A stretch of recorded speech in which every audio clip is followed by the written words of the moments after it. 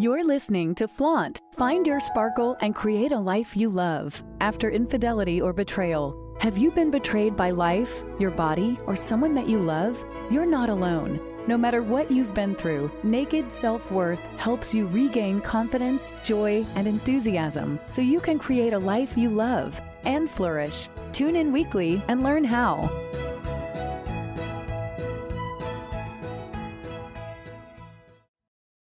Hello and welcome to Flaunt. Find your sparkle and create a life you love after infidelity or betrayal. I'm Laura Cheadle, and today's show is going to go straight to the heart. It's going to cut deep for some, but it's also going to be exactly the medicine and the message that I believe so many of us need right now in our lives, not only because of the betrayal or because of the pain that we're experiencing, but because of the pain of the whole planet, because of where we're all at right now and where we all need to be moving forward. My guest is the incredible Kerri Hummingbird, and she is a soul guide, a healer, and a messenger who brings Indigenous wisdom to the Western woman, to the Western world. And I wanted to read a quick section from her website before we get started. She says, "Welcome to the Great Awakening. We are being called upon to reclaim our greatest power through a series of tough initiations. And boy, do we all know that betrayal is one tough initiation. The way forward guides us to stand up on our wobbly legs and courageously open our hearts and trust that we can take the next step, and then the next, and then the next." And with that, welcome to the show, Kerri. Oh, thank you so much. I was getting chills as you were reading that back to me. I often channel these messages, and they're not just for the collective, they're also for me. So when I hear them back from someone else, it gives me goosebumps or God bumps, whatever your belief system. Exactly. Yeah, I was getting those same things as well. So let's just kind of start from the beginning here. Indigenous wisdom. Some people know exactly what that means. Other people might be thinking, I don't understand, what is Indigenous wisdom, and why would we be bringing Indigenous wisdom to the Western world? Aren't we like evolved, and don't we know so much more now than we used to know? And what does that mean? Oh my goodness, that's such a good question.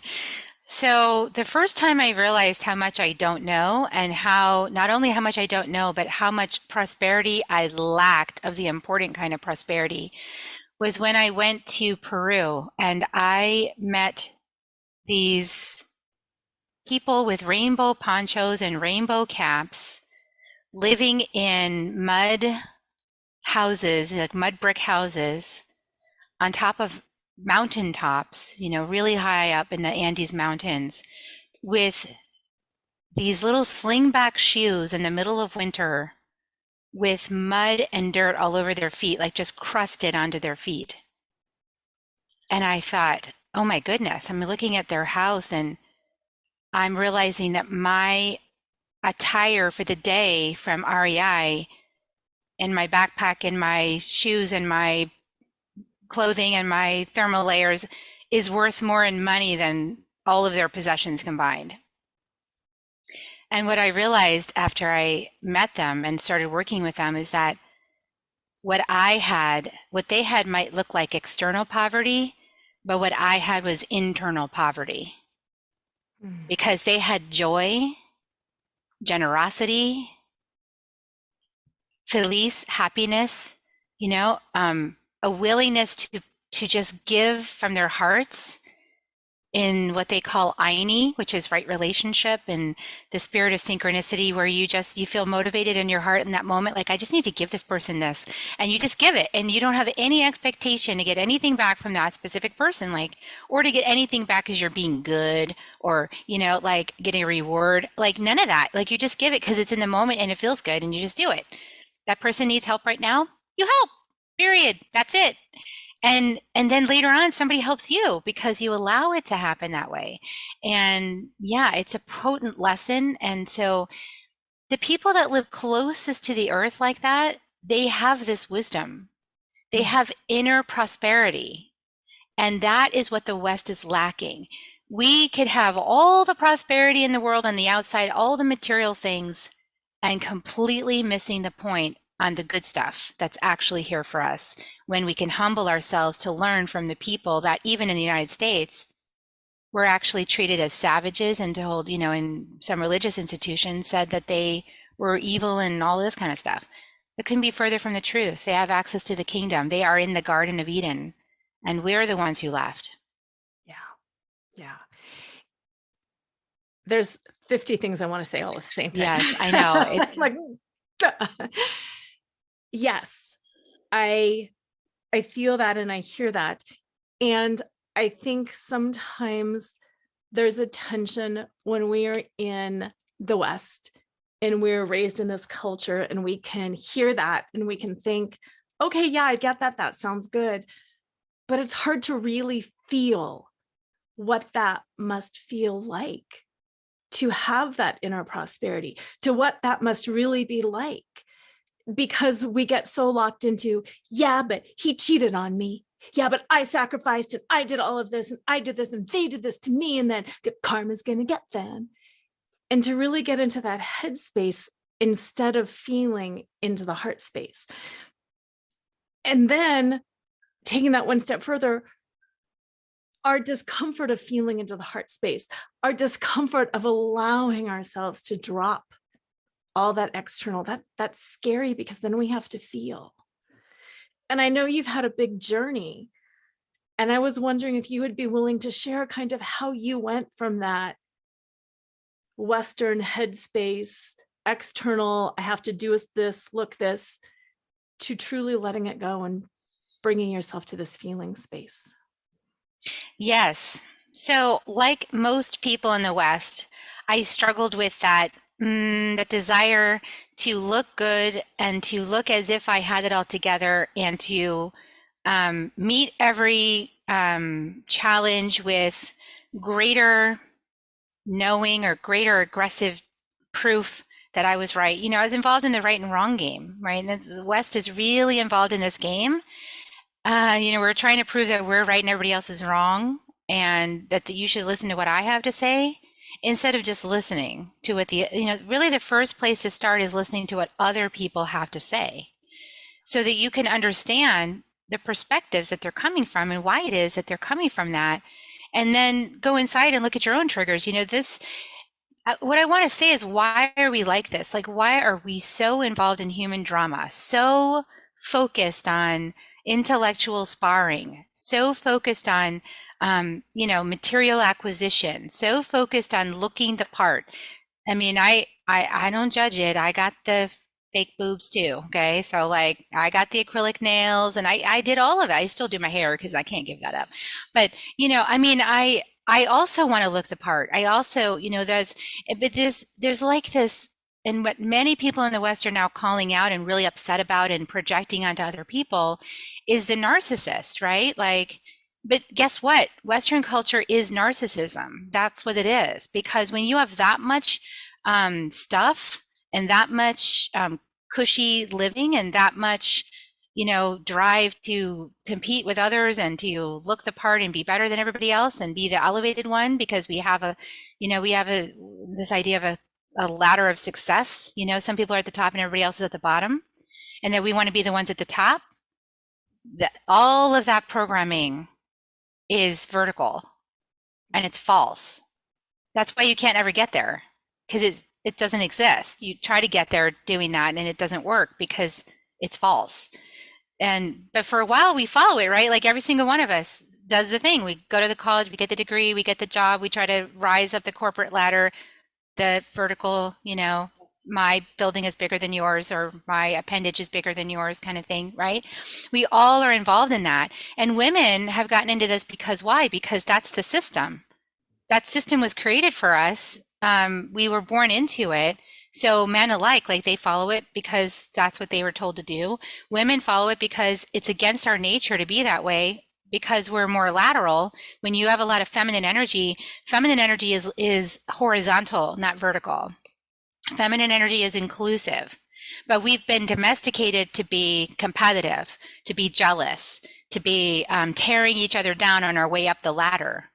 This is what's falling apart now. And the indigenous wisdom, they already, they don't have stuff, right?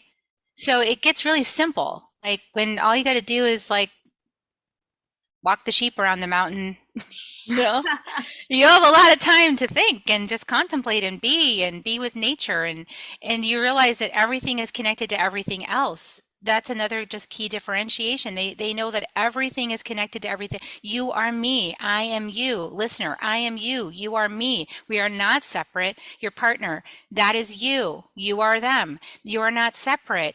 This is what happens in Western because we think we're separate because we got kicked out of the garden because of the ideology of our primary white people religion, really, which is what drove Western civilization. Even if your skin color is brown, you're still in the colonization matrix, is Christianity, right? Where the woman Eve took the bite of the apple and made a big mistake, and everybody got kicked out of the, shameful, and got kicked out of the garden.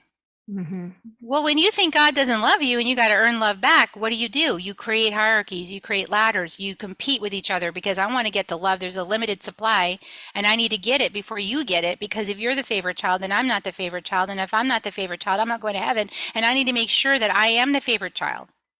See, all of this whole matrix is all tied into the colonization of Christianity on this continent. And the horrible things that happen, we can't even go in here, on the way to getting what's the lack? What is actually the lack?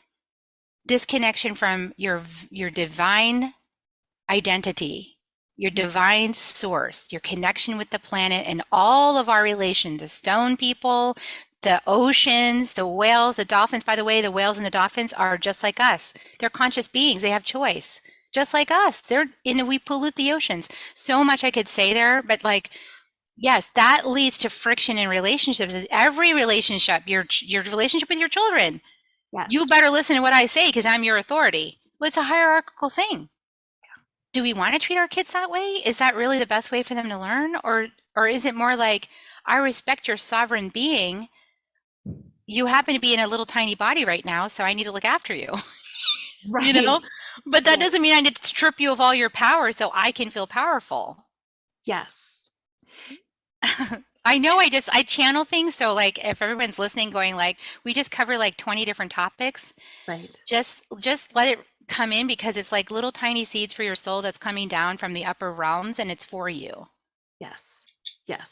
And I think my audience is pretty used to that because same thing, it all comes in and then we have to gel for a while and sometimes take a breath. Take a breath. Right.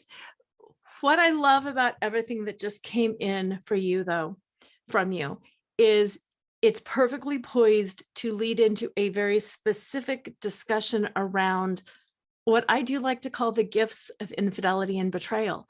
There's this big mistake that Eve made. Wow, infidelity can be a big mistake too. There can be that separateness, that lack of oneness, that I'm doing this to you, I'm doing this to me. There's so much. I'm a sovereign being, I have a choice. Yes, but you're in a relationship. And it's always my belief that the person who cheats is not a bad person. It's a person who's in pain. And I want to go a little bit deeper with you, if you would be willing to just be so vulnerable. I know you had an experience cheating, and to talk about the reasons, the pain, the feeling, the gifts. How does that tie into this universal wisdom? Because believe it or not, everything is love, everything is beautiful, everything is a gift. But can you help people understand how infidelity ties into all of this? Yes, absolutely. I'll give my best shot. So, in the book Power versus Force, we're presented with a map of human consciousness, and the lowest point is shame. Okay, the lowest point, the lowest you can go is shame. right? And like I said, that got started in this whole ideology that although I was not domesticated and my mother was. So I inherited this matrix through her, although not directly, because she wanted to stop that. She wanted me to find my own power. She wanted me to know that I'm sovereign. I can create whatever I want. But she was in the matrix, and in my early years, made some choices of partners that were not like the best partners for a child, a girl child emerging into the world. And, and there's many, many, many homes across the planet where this is the truth, where little girls, and we're seeing it come up into the social media and into our visual awareness now, is very heartbreaking, the molestation and other things. I was with one of those men as a father who was starting down that path to molest me as a baby, programming me to please men as a baby. So my mom left him, married another man who was seemingly a wonderful person up the corporate ladder, right? Like successful and all these things, and was a raging alcoholic in private. So she experienced the abuse towards the mother, and then the abuse towards the mother usually falls to the children, because these kind of situations, they'll pin the children against the parent, the mother, by saying, if your child acts out and I'm upset by it, I'm going to beat you up. So now the child's like, I'm responsible for my mom getting beaten. This is what I experienced until 5 years old. And then my mom toughened up, and she had been making her plans for quite a while, and said to this 6 foot tall man, and she was 5'2", no, I am leaving you, and you cannot stop me. You should not treat me and my daughter this way any longer, and walked out. But see, all of my formative programming from 0 to 5 was already there. So even though I had the best dad in the world going forward, everything was set in motion. So some of the patterns that really got tricked up was that I didn't trust my body. I didn't trust myself. I wouldn't allow myself to play. I wouldn't allow myself to explore my sexuality, because I had this idea it was bad or wrong or sinful or just I shouldn't be doing that. And I also was like looking for validation all over the place. And here I had this great dad who was finally loving. Mm-hmm. So I cultivated this like very strange daddy relationship. In a way, I mean, he never did anything wrong or anything like that. He was an excellent, integrous person. But I had this thirst for a daddy. I don't know if I think women know what I mean by that. I had this thirst for a daddy, and because of these early years, even though I had a great dad, he was awesome. And he was my dad until just like 5 years ago. He was an amazing man, like the best master teacher I could possibly have had. Still, these patterns were in place. So when I picked my partner, it was in the place of wounding that I selected my partner. And this partner seemed wonderful at the time, right? Like, this is great. This is awesome. And that's kind of the thing. Like, when you're in a karma paradigm, which we're moving out of now, but when you're in a karma paradigm, that person just looks so sexy, you can't give them up. Like, you just dive head first without even really thinking about it too much. That's what happened. And I just took him in, and he wanted to be, guess what? He wanted to be a big daddy. So when I had my baby, and all this maternal activation started inside of me, I was going through this massive transformation, because I had made myself so small. In fact, I don't even think I breathed. So small, so tiny, that I wouldn't take up any space, and that I wouldn't actually speak when I was upset. I wouldn't actually tell him, I don't like what you're doing in bed. This isn't making me happy. I didn't know how to please myself, so I didn't know what to tell him. And so all this constriction just made it so I actually had a huge postpartum depression right after the birth of my first child. And that's when all of our arguments started, because what was actually happening was that my power was coming in. My true power, my mother's wisdom, my womb wisdom, my voice was being asked for me to express. And I was like, knew that if I did, this relationship wasn't going to last, because this guy couldn't handle me being bigger than him. I always had to be physically smaller than him, like smaller in every way if possible, right? Smaller in wisdom, smaller in everything, in order for him to feel secure as to be the big daddy. So this is the paradigm, okay? So 20 years of that, believe me, I went to weekly psychotherapy because I had the idea that it was all my fault and I was broken from my early childhood, right? So I was in weekly psychotherapy probably since I was like 15, and I tried to commit suicide at 15, and I was already on watch, like she's crazy. So I was like having all these messaging that I didn't, I couldn't trust myself, which I know people get in the Christian church too. Can't trust myself, can't trust myself, can't trust what's going on for me. I'm crazy. I'm emotional. You're not supposed to do that. Took all the not feeling pills, all of that. And guess what? It didn't go away. It just like trying to control and constrict myself from what was wanting to be evolved through me didn't work. Mm-hmm. So after 20 years of trying, really like 18, if I'm honest, like 18 years, together with this person and married, 18 years in this relationship, going to psychotherapy. He was not going to his own psychotherapy. I was going to psychotherapy, and periodically he'd join me in some couples counseling, periodically, in which, it didn't sink in ever because he just wouldn't receive it. He didn't understand time out. No, I don't understand that. So if he couldn't win, he couldn't stop. So we just, there was never room for my voice. So as we went through this whole process, and I kept trying to hold on to this relationship because I did not want my kids to be a product of divorce, because I was a product of divorce. Right. I didn't want that.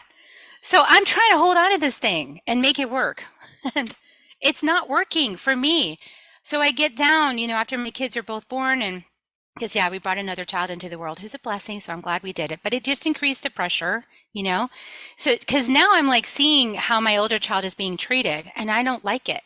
And matter of fact, I'm seeing myself at that age, and I'm getting really triggered and really upset with how this father figure, and the criticism, and I'm seeing how I'm self-critical and I'm being criticized. So like that wound is just being poked constantly, and I'm not defending myself. I'm not speaking up for myself. I'm like just fleeing. I'm just taking the pills, drinking the wine, trying to go to the movies and escape, just finding any way to be happy. So at the end of all of that, 18 years later, I got to that dark hole again, and I was like, I want to die. I don't want to be on this planet anymore. I want to go. And I'm on the floor in that like eat, pray, love moment. And I was like, just make the pain stop. It stopped for just a second. I was like, wow. And this little tiny opening started, and I realized I had to make a choice. Are you going to stay here or are you going to go? And right around that time, the pain had gotten so bad that, yes, when I escaped to art shows to show my art, because I was an artist, that was my only outlet for making me feel good and connected to everything that is doing my art. And he didn't like my art because he had to babysit on the weekends. I was like, that's parenting. That's like, right. But okay, we have arguments about that. Like I could only go so many times during the year because he didn't want to babysit. And here's like, this is the only thing that's keeping me alive and sustaining me at this point, so I can show up for my kids, is like the joy of this something that feels soulful and real and beautiful. And I just want to keep that going. So at the art shows, I started allowing myself to receive those compliments. I started allowing myself to receive that love, that people coming into the booth were like, wow, you're so beautiful. What? I am? You're really? Because I'm overweight, according to my husband. Or your artwork is so inspirational, or I'm really moved by you, or, and I started allowing myself to receive that. And then I wanted more. And so I turned to pornography to find that sense of connection. And then pretty soon I started calling that into being, because we're conscious beings, right? And so all that focus and all the joy, and by the way, in the meantime, I attended one of those parties where they give you the toys and you can try them out, which I never would do. I finally said yes to it. This is all around the 18th year, 17th, 18th year. And I said, yes, I said, fine, I'll try it. And I experienced bliss in my body.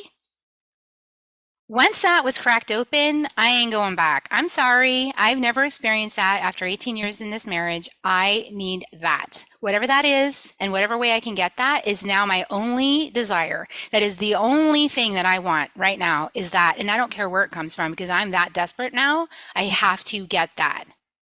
Now I know that that's a doorway to connect us to spirit, to source in our bodies, so we don't forget. And so we can always know that we're connected and we can get to the highest realms.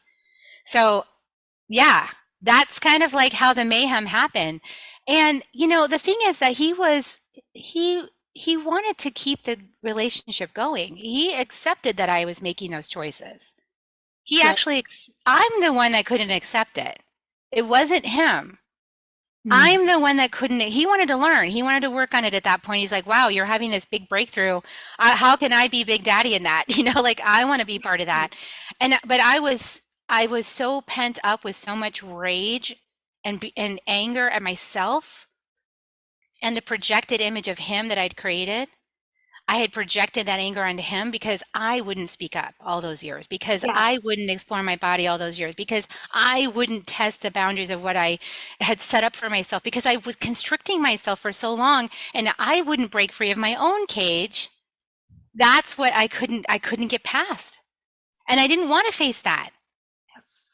So it was really my own self-loathing for all of that pain I caused myself that I left the marriage. It wasn't really like his deficiencies or anything like that, because he wanted to work on it. He wanted to go to the next place. He's like, yeah, obviously I don't know stuff. Like I'm admitting it, like, so Right. let's do it, And I was like, no, I can't. At this point, I snapped, right? Like sometimes women get to that place where it is too much now and it has snapped and I am done. And I Mhm. got to that place, I am done. Even though I was the one that was exploring, I got to the place where I'm done. I can't stay here. It's not good for my health. It's not good for our family. It's not good for the kids. I want my kids to see committed partners that love each other, that respect each other, that respect the mother figure, that respect my voice and my wisdom. That's what my boys need to receive. And they're not getting it here. Mhm. And they're still young. I need them to learn this lesson. And I need to learn it too for myself. Like I need to respect myself. And I can't get there in this configuration. I don't know how to get there here. It's too complicated with all of the messiness and the diagnose, because I had diagnoses by now and all kinds of things. So it's like everything. He called it the perfect storm, and he was right. It's the perfect storm. Can't move past. I had to leave. And it was a good decision. My soul actually sent me a message, showed me, because I started having these visions, right? Which were never, because once I opened up that channel of pleasure, like my soul started being able to reach me because I wasn't all constricted anymore and I was opening. And I saw this vision, I get mystical visions all the time now, but I saw this vision of us end of the rope. And it was like, that's the end of the rope. That's what that means. And I'd heard that phrase my whole life, like, well, that's the end of the rope. And then I saw one and I was like, well, that this chapter is done. I am moving on. I So that's what happened. And, I there definitely was guilt, a lot of guilt. I've worked through so much guilt, shame, the whole spectrum, judgment, self-judgment, recrimination, self-loathing. Like I've worked my way from the bottom up, right? So, yes.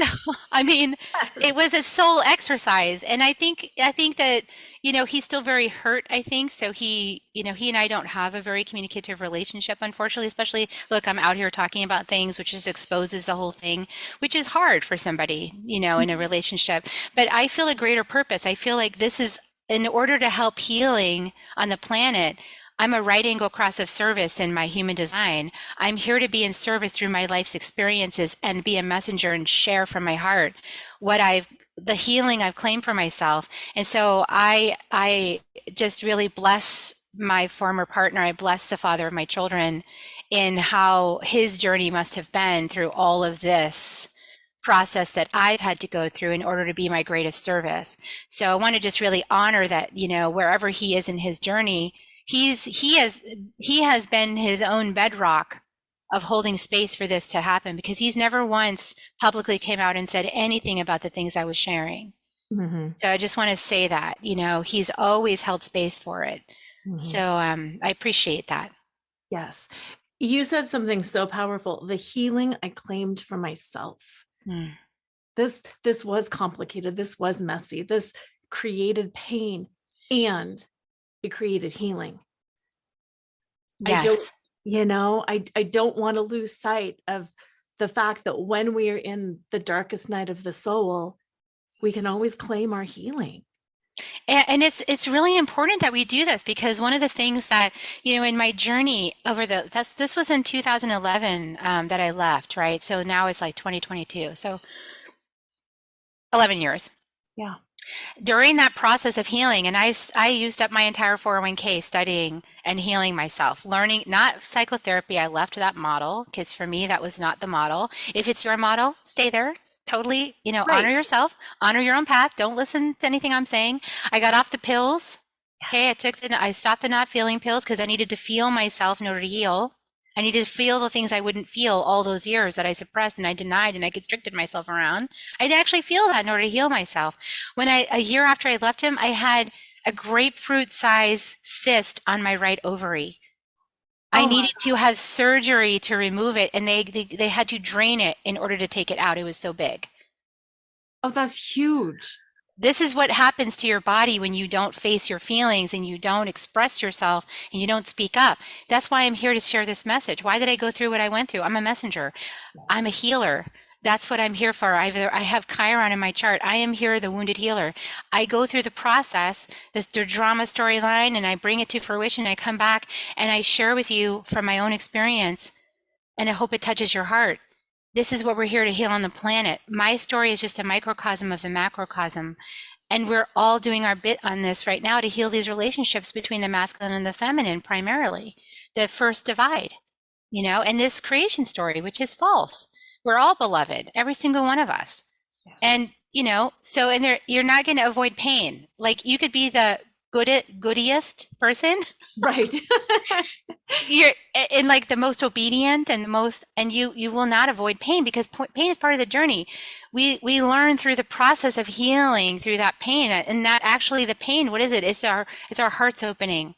It's our compassion opening. It's us breaking free of our falseness, of the programming and conditioning. Yes. And what I particularly love too about your experience and my experience, my husband and I came together in healing. You and your former husband came apart in healing. It's getting rid of the judgment of healing looks a certain way. Healing is the happily ever after. No, it's not. It can be, and it cannot be. It can be anything different. People who cheat look all different ways. It's not bad people who do it. It's not good people who, there's no judgment around anything. The way you constricted yourself, that's not necessarily good or bad. That was your journey. I didn't have that constriction in my body. You did. It's a different journey. It's a different soul path, and yet they can all lead to healing. Yeah, and it's really following your own path. And I think it's what's really big on the planet right now that we're being opened and invited to is to realize that we're unique thumbprints. So if you look at your thumbprint, you'll see that you're a unique thumbprint. There's no other thumbprint like you in the world, right? We've proven that. Every thumbprint is unique. So if you know that you have a unique thumbprint, don't you think you were stamped that way for a reason? I mean, it just like, it's so obvious. Like these spirit gives us obvious things to just go, duh. And we still don't get it sometimes, because we're trying to fit in and belong, and we have these drives to belong with other people. We have these drives to look good. This conditioning I was talking about, the narcissism. So like in my early years of healing, I would say, well, he's just such a narcissist. He can't admit he's wrong about anything. And I got into that conversation of I'm an empath and I'm good and he's the narcissist. And I got involved in a narcissist empath relationship, and it's all his fault, and I got involved in that too. But that's just another version of the triangle of disempowerment, which is like the rescuer, because then I became the rescuer, right? I started learning how to be a healer, which is what I am meant to be. But there's like, you have to be in right relationship with it. If you're a rescuer, that's not really being an adequate healer. So at first I was like, I am good and I am wonderful. And he was the bad one, so it was like rescuer, victim, perpetrator. So in our relationship, I was the victim and he was the perpetrator, right? And from his perspective, he was the victim and I was the perpetrator. And most relationships are like this in the disempowered state. So nobody can ever be right, because the other person in your story is your villain. And then alternatively, when they do what you want, they're your rescuer. So like they flip around between perpetrator and rescuer, depending on if you like what they're doing or not, Yes. And that's so disempowering. That's not the actual person. That's just that's just a projection field. Like people are just constantly dealing with projections. So finally in my healing path, and that part, and I think a lot of people are in that part now where they're like, well, that person's a total narcissist and they're just an ass. And, and I'm the good one. I was the victim. I'm the one that's a part of the journey. That's necessary, because that actually helped me to reclaim some self-worth. That part of the journey helped me to see like it's not all my fault, because I really thought it was. I was scapegoated for a lot of things and I thought it was all my fault. I believed it. you Right. know? So, you know, and in my family and everything, it's just kind of, had this story that it was all my fault. I came in with that, so I started attracting examples of that, so I built that story for myself so I could, I think, find my way out of it. But that story is like only one, don't stay there. That's just an aspect of healing. And when you feel like you need to move on from it, please do, because the next place is responsibility. Yes. It's not about judgment, blame, and shame. It's just simply taking responsibility over the dream of life that you unconsciously created for yourself through your soul's evolution. Your soul did that to you, for you, through you, for you, your evolution. And then you get to wake up from it and go, oh, the me that's my soul that's eternal created this experience through the me that's temporary so I could have lessons as a whole. And this was part of the game plan. Now that I know that, I can start clearing away the false cobwebs and stories that I created throughout the years about myself and release myself from all of those ideas, because they're only ideas. Yes. And all my ideas about other people based on a sense of powerlessness that I created to make myself feel safe and righteous. And I can release all that. And then I can open my heart and let in the medicine of, oh, me too. As Rumi says, we are not a drop in the ocean, like I'm the good drop next to the bad drop. I'm the empath drop next to the narcissist drop. No, I am the entire ocean in a drop. So I am also the narcissist. I am also the wounded one. I am also the betrayed one. I am also the angry one. I am also the jealous one. I am also the hateful one. Yes. I am all of that too. And so is everybody else. Yes. Because we can't be anything other than that. We are all that is. Right. So it starts to deconstruct that polarity, because that polarity is where we get this idea that, well, because when you watch the movie, and luckily some of them are deconstructing this now, and I'm grateful for that, but these superhero movies, they'll make the rescuer, the superhero, like perfect. Right. And then the villain is like perfectly evil. Right. And in actually it was the latest, I don't know, I can't remember what it is, but one of the latest movies I saw, they actually started showing him throughout different time dimensions where he was actually turned into the bad one, right? So he was to blame for some stuff, like he was taking actions that were causing suffering and in other dimensions. So it was like the multiple dimensions of who he actually is were actually represented in the movie. I appreciated that. I can't remember the name of it was, but they're starting to happen now in these movies, which is like, great, because it shows the culture's ready for some disintegration of this cleared, boundaried, like I'm good, you're bad thing, because that's not true.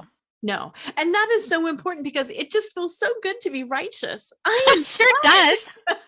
And it's just so easy. But then you don't grow, you don't change. And I think that's what I'm curious about, that gap between where we start to wake up and we're like, oh, I'm getting it. I'm getting that I can have a rich interior life. I'm getting that I'm dissatisfied and I feel quote unquote broken or sick for a reason. And I see that there's something else out there, but that journey sometimes looks so hard. What is your best advice around going into that? And, because I can hear listeners saying, I don't want to drain my 401k and spend 11 years healing. Well, it's so, I just want to, first of all, I want to say it's liberating. It is so liberating to take the journey. Now, the second thing I want to say is, I came in for this purpose. So I also want to say, I came in for the purpose of being a healer, Chiron returns, a healer on the planet, and a right angle cross of service. So as I do my own healing, I'm helping the collective heal. That's part of my role on the planet. And so my experience has been very extreme because, as you can imagine, I need to have an extreme experience in order to understand the whole spectrum in between. So if I'm going to help somebody, I can only go as far as I've gone in helping somebody. So if I'm sitting by the pool with my margarita saying I'm a spiritual helper and I'm like, I haven't even gotten on the water yet, how am I going to help the person who's in deep ocean drowning? I can't. So I needed to go on my personal journey in this incarnation to the deepest ocean to experience it all so that I can help everybody from that deep ocean all the way to the pool, right? So, and many of us have had that experience, like some version of that. But if you're, if in this lifetime, if you're kind of sitting by the pool and you just need a little bit of help, well, that's fine. You don't need to like go do the deep ocean thing I did. It's not necessary. Like only whatever is necessary is what happens. Like, Yes. I know that we had this recent couple of last years where a lot of people got sick and some people left the planet and things like that. But that is a perfect example because notice how every single person had a different relationship with it than everybody else. And it was unpredictable. And you couldn't say like, it's going to affect every single person exactly this way. That's a perfect example of what I'm talking about. It's not going to affect everybody exactly the same way because only the medicine that's needed is what's delivered. You're not going to get like a bucket full when all you need is a drop. So don't be afraid of the journey is what I want to say. And also, when you start the journey, and I know that everybody's probably heard this before, you're not given more than you can handle. So if you are given the deep ocean and you're like flooded, okay, then you go, oh, I guess I'm that soul that can handle this. Yes. Because this is a benevolent, I guess this is the decision you have to make. Everybody needs to make the decision for themselves. I believe this is a benevolent universe. I believe that we in a benevolent God, source creator, great spirit, Allah, whatever the words are you want to use. I believe in a benevolence. And so I believe that we're all being guided so that we can be successful. Yes. So, and yet we are being expanded past our comfort zone into places that are new so we can experience something new and know something new about ourselves, which is uncomfortable. And it's not more than we can actually handle. We just have to expand our sense of what you can handle. Yeah. Everybody here, I believe, has probably said the words, oh God, why me? I said that a lot. Yes. What did I do to deserve this? This is awful. It's not fair. Yes. It is fair. It is fair. And that hurts right now. I know for some people listening to this, like just like I'm turning off this broadcast because I don't like that piece of truth. It hurts, it stings. Yes, it's fair. I can speak to this because I spent a lifetime thinking it wasn't fair how I was being treated. It's completely fair. So how did I arrive at it's fair? Let me just share that what I needed was a new map. So I needed a new map to understand why it was fair. And the new map and a new identity. So when I was in the identity of Kerri, the victimized poor child that then led to poor relationships and a diagnosis and 20 years on a psychotherapy couch and like a marriage that tested her boundaries all the time and then caused her to go crazy and did all this terrible stuff and hurt everybody. When I'm in that story, life seems really not fair. Right. That is a very not fair story. So if you're in that story, of course you don't think it's fair. So the way I moved beyond that story was I actually invested in training. I invested in teachers who'd already made the leap into the new identity. And the new identity is your soul. So when you're in your soul identity, you see things very differently because you're able to accept responsibility for choosing your parents, for choosing your life's circumstances, for choosing the lessons you came here to learn, and for trusting that your soul has wisdom and it knows, and then you can trust it. And it's you that you're trusting. It's your capital S self. So when you get help to shift yourself, because usually we need help to shift into that new understanding because it's hard to do all by yourself when you're in the lower self.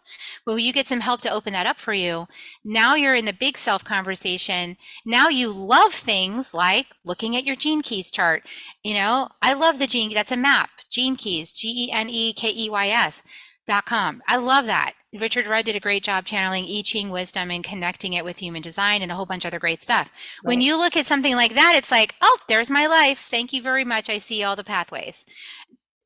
You see yourself from a new lens. And then you go, oh, this was totally fair because I came in to learn about judgment and how to move myself into integrity and seeing it's all perfect all the time. Oh, this is perfect. I came in to learn about opinion. And develop my skill for farsightedness so that I could become omniscient and see everybody's perspective and realize there's like 8 billion perspectives on the planet at this time. Wow. I mean, you start to see through a different lens that opens everything up into curiosity and discovery. And now it's about discovery, not about punishment. It's a different model. And then when you're in that process, the sensation is, and this is where people get tripped up because it's very disorienting when you're shifting from these two perspectives, the small self and the big self, it feels like your world was like this. And then it starts to kind of flip totally upside down. Yeah. And then now you're in a different, the whole world flipped. And you might be clinging and your nails like going down the chalkboard, like, yes. No, but you're losing my reality. And then, but what happens is it restabilizes in right side up world because you realize you were in upside down world and you thought that was right side up. But then when it flips and you get on solid ground of love, you go, oh, I was completely in illusion. This is right side up world. This is loving. This is compassionate. This is curious. This is understanding. This is allowing, accepting, embracing. This is the real medicine I was after sitting in the pew all those years, but I wasn't getting it. And I didn't understand why it wasn't happening for me. Because now I trust myself and I take responsibility for myself. I'm not asking for some savior to come and save me.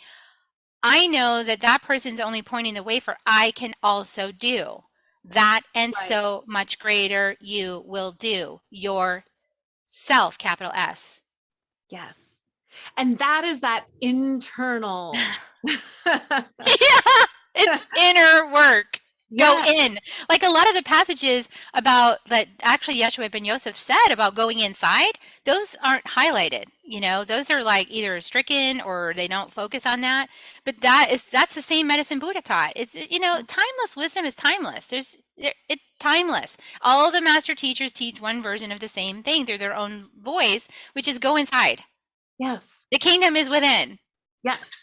Contemplate, meditate. Connect with your capital S self. Things will get better. Yes. And just like when we opened the show about we're all going through these painful initiations. It is painful. It is. It can be a betrayal. It can be a loss of, people that you love, a child, a loved one. It can be a physical accident. That initiation can take many different forms. Whatever it takes to get us to go, oh, I need to go within. That's a gift. It's a gift. Not only is it fair, but oh my God, are you lucky? Some people aren't given the initiation. Some people aren't given the opportunity to lose everything and to have their world flip. And what a gift. It's a huge doorway, and that doorway is only presented to souls who are ready for the initiation. I want to say that again. So this is where I need a PSA moment. Like, please hear me. When you are presented with this opportunity, you are blessed. You are blessed because you are opening up to your capital S self. And that is going to change, like literally everything in your world is going to get better in every single way. Even though there's still pain, you won't be suffering. Like it's so much better. And everybody gets to choose when that door opens for them. Some souls are not ready for this initiation yet. Some souls need to spend their whole lifetime struggling with human drama in order to learn from that drama so that the next lifetime or the next or the next or the next, however many lifetimes it takes, then they'll be ready for that epic moment that you are currently experiencing. So there is no right or wrong. There's a unique thumbprint.